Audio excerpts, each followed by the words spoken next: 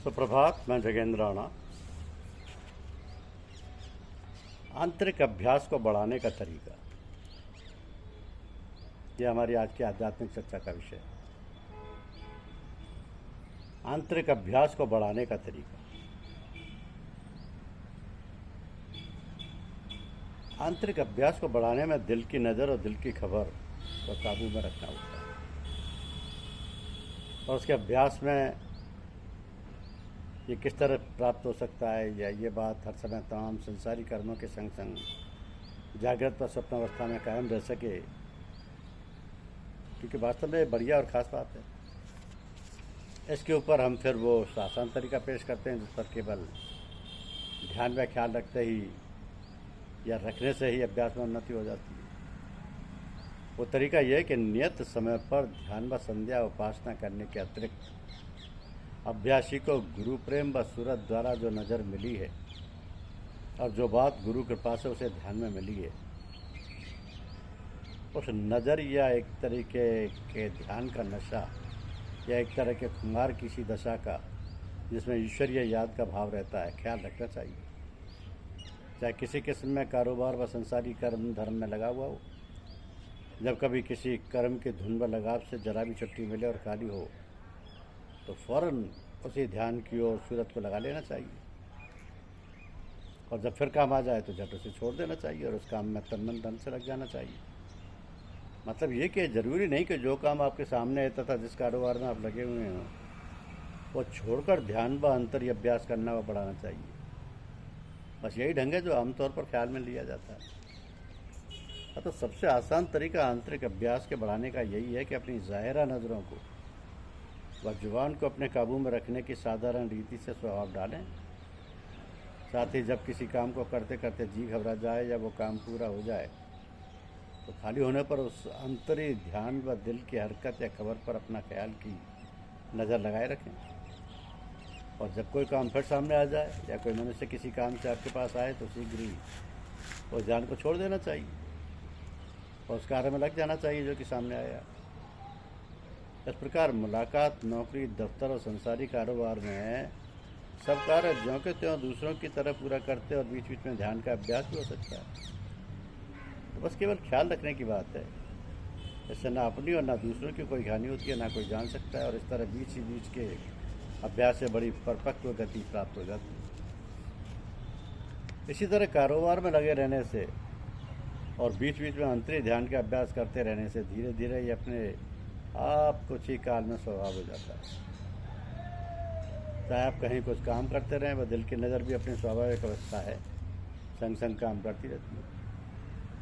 तो इस प्रकार होते होते ये अवस्था स्वयं अत्यंत आसानी से स्वभाव बन जाती है कि संसार में सब में लिप्त रहते हुए संसारी कर्म धर्म की ज़रूरी बातें भी मामूली संसारी पुरुषों से कहीं सुंदर, शांत और सभ्य रूप में पूरी बरतते हैं, और इधर ईश्वर का ज्ञान दृष्टि दिली नज़र में भान करने से संसार की तमाम बातों से निर्लेप रहते हैं।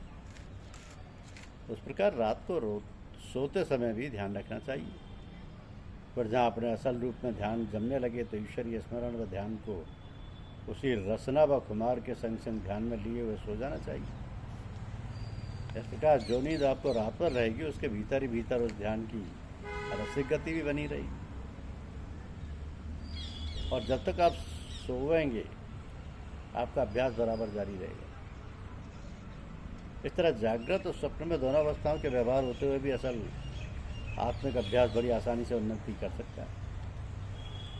एक आवश्यक बात यह है कि खाना खाते समय उसी ऐश्वर्य स्मरण की ओर दिली ध्यान लगाए रखने का स्वभाव डाला जाए। इसमें इस तरह की कोशिश करनी चाहिए कि जब खाना सामने आए उससे पहले ही तेज मौज में आ जाए। अगर स्वयं न आए तो ख्याल करके ख्याली मौज बना ले और फिर उसी मौज में शांति के साथ खाना खाए। इसमें अंदर ही अंदर ये बड़ा लाभ होगा कि इस खाने में जो रस बनेगा इसमें वही भाव पैदा होंगे और मन तथा मन की शक्ति बनने में इस तरह से बड़ा भारी प्रभाव पड़ेगा। दूसरी आवश्यक बात यह है कि अपने स्वभाव में ये बात पैदा करने का प्रयत्न करें कि जब किसी से भी मिलना जुलना पड़े या किसी काम से किसी के पास जाना पड़े तो मुखातिब होने से पहले और सामने आ जाने से पहले अपने आंतरिक ख्याल को उसी आनंद व मौज में रंग ले, तो इससे अत्यंत अच्छा प्रभाव ये पड़ेगा कि आपके अंतःकरण पर दूसरों का प्रभाव नहीं पड़ सकेगा। ये हो सकता है कि आप दूसरे से मुखातिब होंगे और बातचीत करेंगे, तो ये सब एक तरह की गुप्त जोशीली मौज में बंधी हुई होगी तथा उसका अच्छा प्रभाव दूसरों के अंतःकरण पर पड़ सकता है और मौका पाकर फिर भलाई में भी परिणत हो सकता है। इस प्रकार अपना और दूसरों का उपकार साथ साथ हुआ करता है और समय भी व्यर्थ नहीं जाता। दूसरी बात यह है कि जब कभी ऐसी बात अपने से हो जाए जिससे भय और लज्जा मालूम होने लगे और जिसके कारण सत्संग में रुकावट पैदा हो या गुरु के सामने आने जाने में भी लज्जा रुकावट हो और धीरे धीरे सिलसिला रिश्ता कम होने लगे, तो धीरे धीरे उधर के ध्यान व उपासना आदि के कर्म धर्म में भी मन ना लगे और साथ ही हाथ आया हुआ मार्ग छूट जाए या बहका कर इधर उधर भ्रम और चक्कर में ऐसे ही फंस जाए जैसे पहले थे, तो इन सबका केवल एक आसान और बड़ा उत्तम उपाय यह है कि जब कभी किसी प्रकार का भ्रम या और कोई लज्जाजनक बात ख्याल में आए तो साहस करके शीघ्र ही अपने गुरुदेव की सेवा में उपस्थित हो जाए तथा सत्संग कभी न छोड़े। अब ऐसे ख्याल के होते हुए बेशर भी नहीं है, और यदि ऐसा ख्याल भी किया जाए तो मेरे ख्याल भी किया जाए तो ऐसी बेशर्मी सदैव उचित है। चौथी बात यह है कि 4 बातें धारण कर लें: श्रद्धा, विश्वास, सूचना और आज्ञा पालन। तो श्रद्धा विश्वास दृढ़ता के साथ रखें, अच्छी बुरी जो बातें अपने ऊपर ख्याल व अनुभव में आए उन सब का हाल गुरुदेव को दिया करें। ये सूचना जो हुक्म गुरु से मिले उसे बिना शंका तथा बुद्धि के दखल दिए तुरंत पूरा करें। इन सब बातों के करने और अभ्यास बढ़ाने के सिलसिले में ये बात अर्ज कर देना है कि जो भी काम किए जाएं वो एकदम बड़े पैमाने पर और बड़े रूप में ना उठाएं, बल्कि धीरे धीरे अत्यंत छोटे से छोटे रूप में लेकर चलें। तो वही छोटे छोटे रूप की बातें धीरे धीरे अभ्यास जारी रहने से बड़े रूप में बड़ी आसानी से तब्दील हो जाएंगी। जैसे हम दफ्तर में काम करते हैं तो जिस समय काम करते करते थक जाते हैं या जो काम हाथ में होता है वह पूरा हो जाता है और दूसरा काम हाथ में आने तक बीच में कुछ समय खाली रह जाता है, तो उस खाली समय में बीच बीच में अपनी आंतरिक मौज की और ख्याल व ध्यान रखना चाहिए। जब तक काम हाथ में आए या कोई साहब पुकारें या बातचीत करें तो झट उस ध्यान से सूरत हटाकर शीघ्र उस काम में लग जाएं। तो यही तरीका अपने कुल कारोबार के व्यवहार में जारी रखें।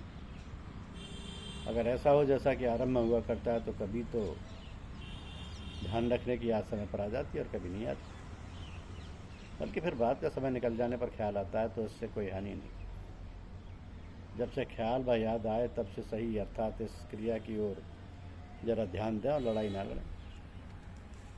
तो इस तरह करते रहने से धीरे धीरे उसी का स्वभाव बन जाएगा और ध्यान में मौज लहराने का स्वभाव बन जाएगा, तो फिर भय नहीं रहेगा।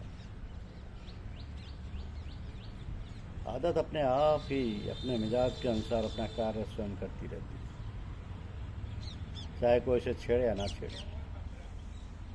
अब दूसरी मिसाल ये है कि जब सोने से पहले अपने दिन भर की बातों को याद करके ईश्वर व गुरुदेव को ख्याल में सर्वव्यापक समझकर सच्चाई से इकबाल करते हैं और क्षमा के लिए प्रार्थना करते हैं, तो उसके संग में फिर ये बहुत ज़रूरी होता है कि उन कर्मों के छेड़ने का भी वादा करें जिनके लिए क्षमा मांगी जाती है। ऐसा करने के लिए बड़े से बड़े एवं ऐब के कर्मों को पहले कदापि नहीं लेना चाहिए, बल्कि उन दिन भर के कर्मों में से सबसे छोटी बात हो और उससे भी छोटी बात को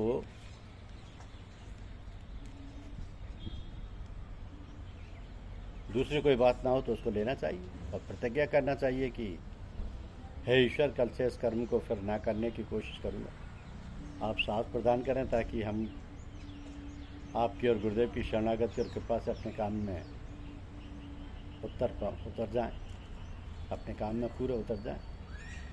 जब सुबह उठें तो उस वादे को याद कर लें। इसी प्रकार प्रतिदिन करते रहें। यदि भूल ही जाया करे तो घबरा कर अपना प्रतिदिन का ये कर्म भी नहीं छोड़ना चाहिए। ईश्वर की कृपा से और गुरुदेव की दया से अवश्य कुछ ही दिनों में अभ्यास से अपने भीतर बाहर भीतर के व्यवहार में एक अजीब परिवर्तन मालूम होगा।